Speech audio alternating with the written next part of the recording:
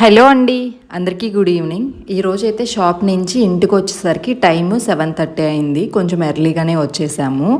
వచ్చి ఇంకా అలా కూర్చొని ఉన్నానండి. తలనొప్పిగా ఉంది. పాలైతే గ్యాస్ మీద పెట్టేసి ఈ లోపు లౌక్య పాప వచ్చి అమ్మ షార్ట్ వీడియో షూట్ చేద్దామా అని చెప్పేసి అడిగింది అనమాట. తనకు నచ్చింది అయితే తను ఏదో ఒక షార్ట్ క్రియేట్ చేసిందండి. అండ్ లాస్ట్లో మిస్ అవ్వద్దు. పాలు కాగే లోపు అయితే కాఫీ కలుపుకుందామని అక్కడ కూర్చొని ఉన్నాను అనమాట. విరిగిపోతాయి అనుకున్నాను.